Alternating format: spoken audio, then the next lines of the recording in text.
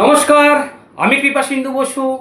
আজকে আমি যাদের জন্য ক্লাসটা নিয়ে এসেছি তারা আগামী বছর অর্থাৎ 2026-এ জীবনের প্রথম বোর্ড এক্সাম দিতে চলেছ।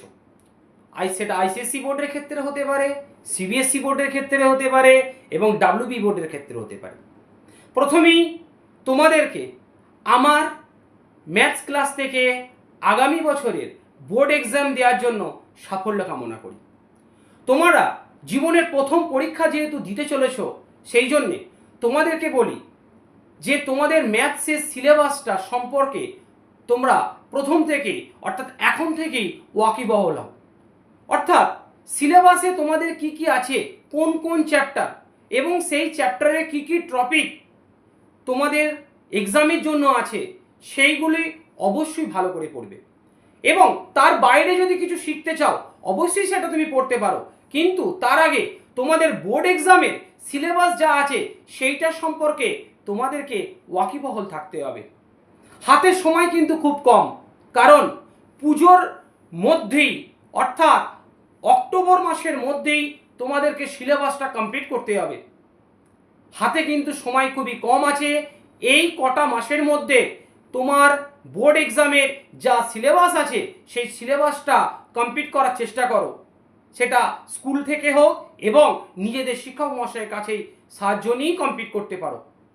তারপরে অক্টোবর, নভেম্বর, ডিসেম্বর এই 3টে মাস, কারণ তোমাদের নভেম্বরের শেষের দিকে বা ডিসেম্বরের ফার্স্ট উইকে আবার তোমাদের টেস্ট এক্সামে বসতে হবে। তো এই 3টে মাস তোমরা বিভিন্ন পাবলিশার্সের 10 ইয়ার্স সলিউশন বা 10 ইয়ার্সের বিভিন্ন কোশ্চেন অ্যান্সার সেগুলো তোমরা প্র্যাকটিস করতে পারো। কারণ এই 10 ইয়ার্স না করলে তোমরা বুঝতে পারবে না যে প্রিভিয়াস ইয়ারে কী ধরনের প্যাটার্ন বা কী ধরনের কোশ্চেন পত্র তোমাদের এসেছে।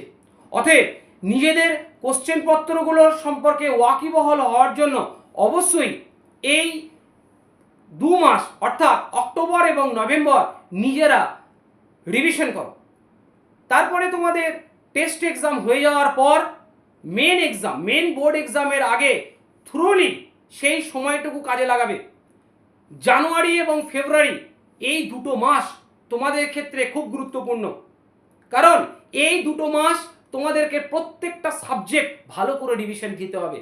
কারণ প্রতিটি সাবজেক্টে তোমরা যদি ভালো রেজাল্ট করো তাহলে টোটালে তোমরা ভালো রেজাল্ট করতে পারবে এবং তোমরা জীবনের প্রথম একটা বোর্ড এক্সাম সেখানে সাফল্য কিনারায় উঠতে পারবে।